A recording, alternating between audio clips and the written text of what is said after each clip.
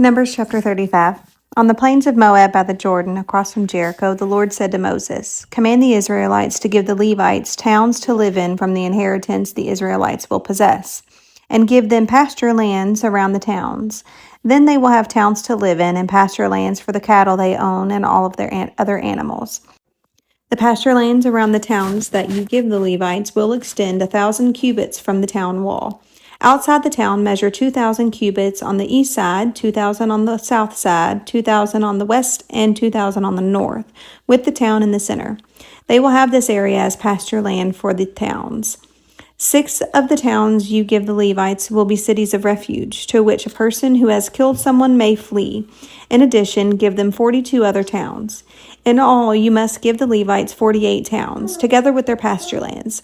The towns you give the Levites from the land the Israelites possess are to be given in proportion to the inheritance of each tribe.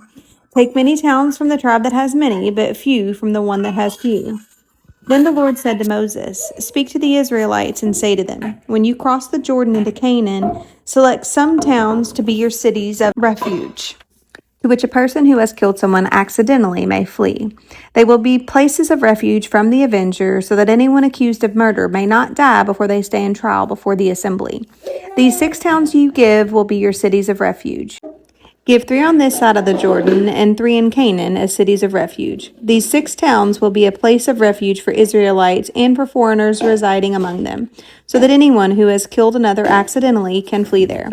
If anyone strikes someone a fatal blow with an iron object, that person is a murderer. The murderer is to be put to death.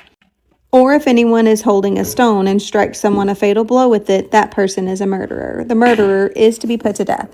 Or if anyone is holding a wooden object and strikes someone a fatal blow with it, that person is a murderer. The murderer is to be put to death. The avenger of blood shall put the murderer to death. When the avenger comes upon the murderer, the avenger shall put the murderer to death. If anyone with malice aforethought shoves another or throws something at them intentionally so that they die, or if out of enmity one person hits another with their fist so that the other dies, that person is to be put to death. That person is a murderer. The avenger of blood shall put the murderer to death when they meet. But if without enmity someone suddenly pushes another or throws something at them unintentionally, or without seeing them drops on them a stone heavy enough to kill them, and they die, then since the other person was not an enemy and no harm was intended, the assembly must judge between an accused and the avenger of blood according to these regulations. The assembly must protect the one accused of murder from the avenger of blood and send the accused back to the city of refuge to which they fled. The accused must stay there until the death of the high priest, who was anointed with the holy oil. But if the accused ever goes outside the limits of the city of refuge to which they fled, and the avenger of blood finds them outside the city, the avenger of blood may kill the accused without being guilty of murder.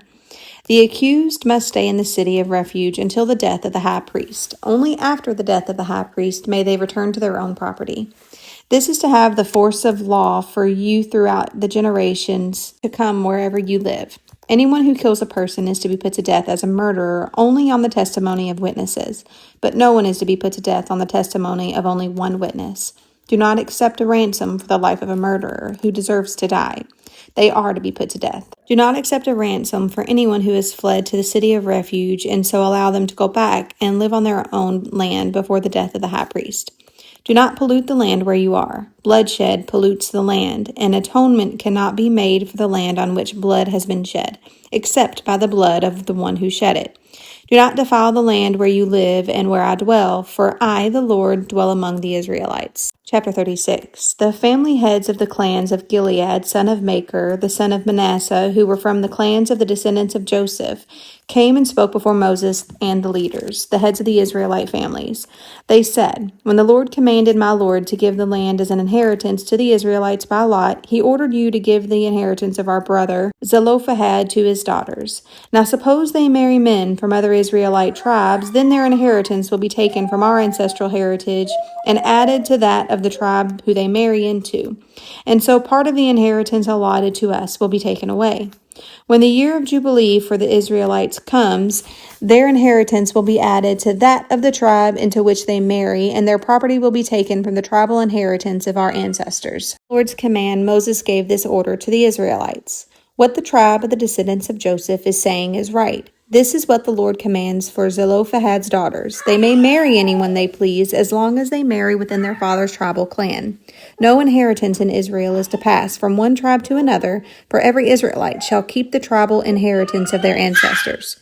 Every daughter who inherits land in any Israelite tribe must marry someone in her father's tribal clan, so that every Israelite will possess the inheritance of their ancestors. No inheritance may pass from one tribe to another, for each Israelite tribe is to keep the land it inherits. So Zelophehad's daughters did as the Lord commanded Moses. Zelophehad's daughters, Milhah, Tirzah, Hoglah, Milcah, and Noah, married their cousins on their father's side. They married within the clans of the descendants of Manasseh, son of Joseph, and their inheritance remained in their father's tribal clan. These are the commands and regulations the Lord gave through Moses to the Israelites on the plains of Moab by the Jordan across from Jericho.